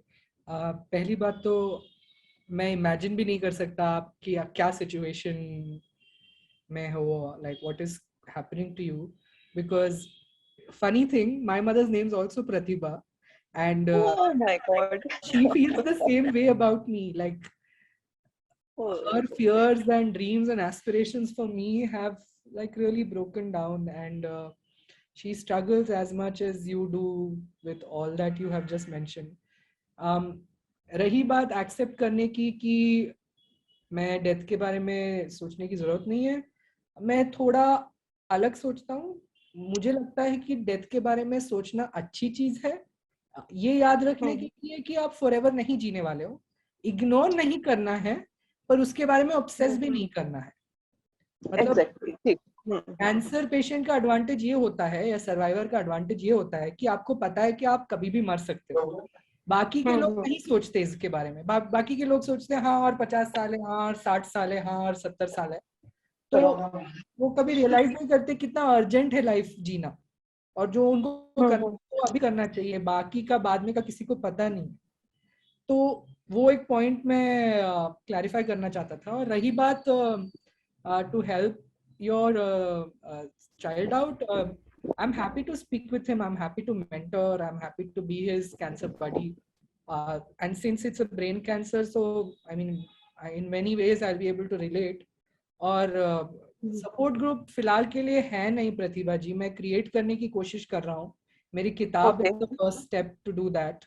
My second step is to create a support group and then launch a non-profit that will work for young adults like your son and me. ऐसा है नहीं, 17 साल की उम्र के नीचे के लोगों के लिए है सपोर्ट ग्रुप्स, 40 साल की उम्र के ऊपर के लोगों के लिए है सपोर्ट ग्रुप्स, बट बीच में जो लोग हैं उनके लिए कोई सपोर्ट ग्रुप नहीं है। तो फिलहाल के लिए इंडिया बेस्ड कोई सपोर्ट ग्रुप नहीं है, पर ma'am I am very happy to be his cancer buddy, I'm happy to mentor him, I'm happy to speak with him. I'm glad. Whenever. Yeah. So feel free to reach out to me, Pratibha ji. जी, I'm very glad. So I'll request Dimple to please share Sanjay ji's name, number, phone number with me. मैं उनसे फिर बाद में contact में रहूंगी. And it is nice to know that the name turned out to be common. Interesting fact. Yeah. One more thing, you know, I'm going to add. Sorry, आपको मैं interrupt कर रहा हूँ. नहीं, बिल्कुल नहीं. ये एक बहुत डिफिकल्ट सा डिसीजन होता है हर पर्सन की जिंदगी में, कि स्पेशली पेरेंट्स के लिए, कि जो अपने लव्ड वंस को जाने नहीं देना चाहते। तो क्योंकि वो उनको जाने नहीं देना चाहते हैं, वो उनको ज्यादा टाइम के लिए जिंदा रखना चाहते हैं, पर इन द प्रोसेस वो ये नहीं सोच रहे कि जो जिंदा है वो इंसान कितना सफर कर रहा है, राइट? जैसे मेरी मम्मी को, जो मेरी नानी थी, उनको वेंटिलेटर पे रखा गया था 1 महीने के लिए, क्योंकि मेरी मम्मी तैयार नहीं थी अपने खुद की मम्मी को जाने देने के लिए। तो उनको रियलाइज नहीं हुआ था कि उनकी मम्मी को कितना सफरिंग हो रहा है। तो मेरा इसलिए ये रिक्वेस्ट है कि आप भले सब ट्रीटमेंट की कोशिश कीजिए, सब कुछ कोशिश कीजिए, और आप माँ हो तो आप ये कभी एक्सेप्ट नहीं कर पाओगे कि आपके बेटे को ये हो रहा है, पर एट सम पॉइंट आपको ये भी सोचना चाहिए कि अगर उसकी क्वालिटी ऑफ लाइफ इतनी खराब है और प्रोग्रेसिवली खराब होते जा रही है, वो क्या चाहेगा खुद के लिए? क्या वो उतना सफर करना चाहेगा आगे जाते जाते? ये सवाल आपको खुद को पूछना चाहिए, क्योंकि मैं ये सवाल काफी पूछता हूँ खुद को, और मैंने अपने मम्मी डैडी को बोला है काफी क्लियरली कि अगर मुझे वेंटिलेटर पे रखना पड़े तो मैं 5 दिन से ज्यादा वेंटिलेटर पे रहना नहीं चाहता। अगर मुझे हार्ट अटैक आए तो मुझे रिससिटेट नहीं करना है। मैं शायद काफी प्रोग्रेसिव हूँ और मैं शायद ज्यादा बोल्ड हूँ, पर मैं ये बोल रहा हूँ कि हम ये नहीं रियलाइज करते कि लोग कितने सफर करते हैं, और क्योंकि वो उस सिचुएशन में जहाँ पे वो बात नहीं कर सकते, ना ही वो आपको बता सकते हैं, हम भूल ही जाते हैं कि वो सफर कर रहे हैं। सॉरी, 1 सेकेंड, मुझे लगता है कोई मेरे दरवाजे पे आया, मैं अभी वापस।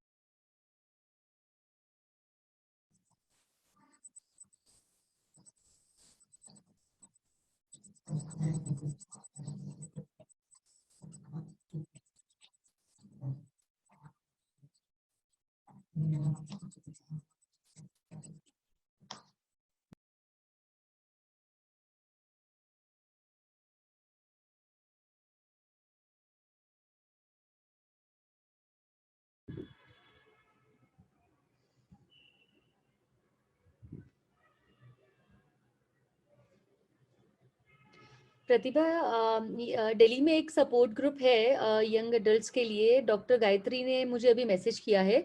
So just please message me once. I will share Dr. Gayatri's number also with you, so that you can join that support group for your son. Yeah, thank you.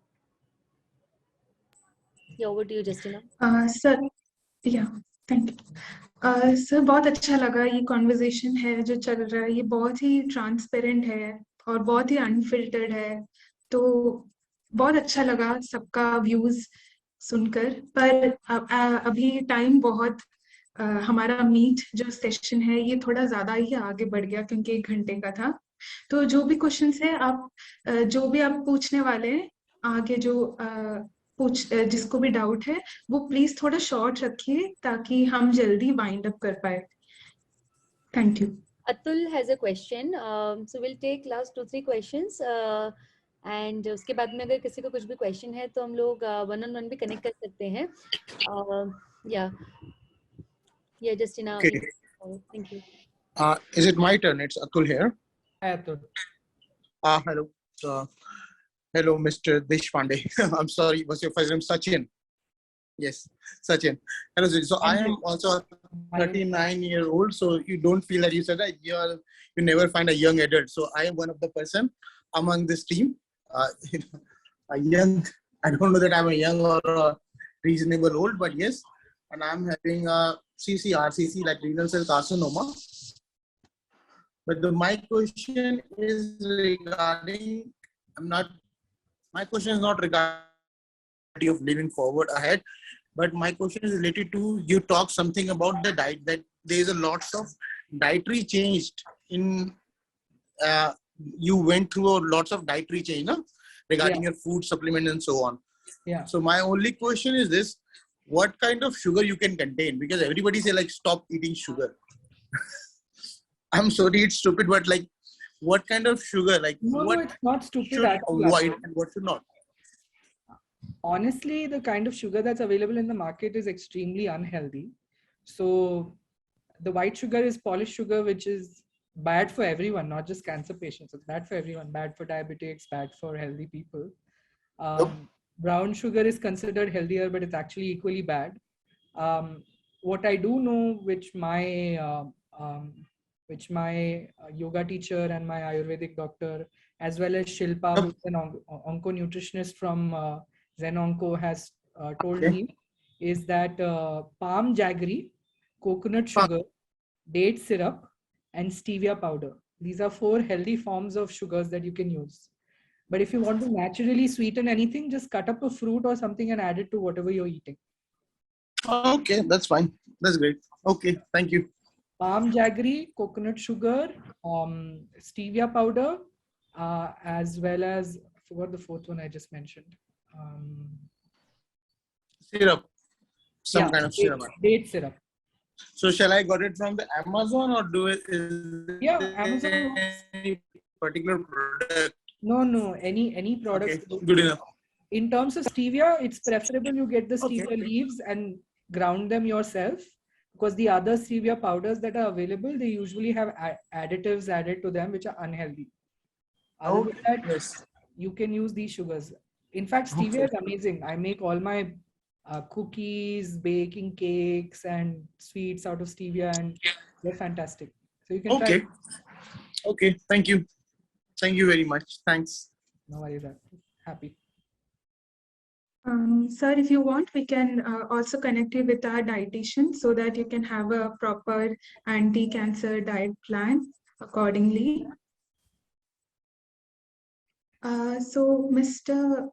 Sachin, could you please unmute?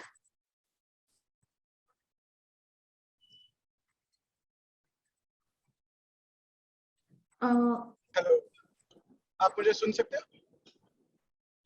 Ji sir. Okay, पहले तो सभी को सादर नमस्कार और बहुत बहुत धन्यवाद जेनको और संजय जो कड़वा सच तुमने आज शेयर किया है। मैं बस यही कहूंगा, जो भी होगा हम तुम्हारे साथ। Thank you, Jijaji. But yeah, sorry everyone, that's my Jiju, who practically saved my life in the US. So, and he's here in support of me. That's sweet, sir, that your family members also joined this session and are listening to you. Actually, I also have my aunt here, Gayatri Raje, if I'm not wrong. Yeah. My family members are supporting quite a lot. I really appreciate it. Yes, sir, support. So thank you so much. आप सब आपका और दूसरे लोगों का भी बहुत सुन के बहुत अच्छा लगा. आज का सेशन बहुत ही फ्रूटफुल था, स्पेशली जो ट्रांसपेरेंट यूथ टॉक था जो चाहिए था, क्योंकि कोई भी मेंटल हेल्थ या फिर कोई भी ट्रांसपेरेंसी, अनफिल्टर्ड कैंडिड एक्सपीरियंस के बारे में ज्यादा बताता नहीं है. तो ये बहुत अच्छा लगा कि कोई आके बता रहे कि हर टाइम जर्नी या फिर एक्सपीरियंस बहुत ही रोजी नहीं होता. तो सर आप बहुत अच्छा लगा आपको सुन के, और सब जो आगे आए अनम्यूट किया और अपने प्रॉब्लम शेयर किया, अपना एक्सपीरियंस बताया. यही हमारा कैंसर हीलिंग सर्कल का मेन मोटिव है, दूसरों को इंस्पायर करना, दूसरों को हेल्प करना और दूसरों को गाइड करना. तो हम फिर मिलेंगे अगले सेशन में. नेक्स्ट वीक सैटरडे होगा. तो या रिचा मैम आपको शेयर करेंगे डिटेल्स. तो हम अगले सैटरडे मिलेंगे. तब तक के लिए सब अपना ख्याल रखिए. Thank you. Have a good evening and good weekend, everyone. बहुत अच्छा लगा मुझे अपना एक्सपीरियंस शेयर करते हुए. Yeah. Likewise, Sanjay, it was great listening to you, your journey, and best wishes, lots of love to everybody who's going through this journey. And like Sanjay said that it's a experience, and yes, हम लोग को पहले से नहीं सिखाया जाता है कि इसमें कैसे हमें डिसीजन लेने हैं, कैसे इसमें हमें बिहेव करना है, रिएक्ट करना है. But we learn from each other's experience, and that's the beauty of this healing circle as well. हम सब यहाँ पे मिलते हैं, वर्चुअली कनेक्ट करते हैं एक दूसरे की एक्सपीरियंस को जानने के लिए, और how can we leverage each others' experience to see what is best for us. So thank you so much everybody for joining in and contributing in this space to help not just people who were here, but there are many others who are going to listen to this, watch this. And thanks to you, Sanjay, and your family. Hats off to all of your courage, and wishing you all the success and good health. Thank you. Thank you, Dimple. Yeah, we'll see Thank you you for having me. I really appreciate it. Thank you so much. Take care, everybody. Bye bye. Bye bye.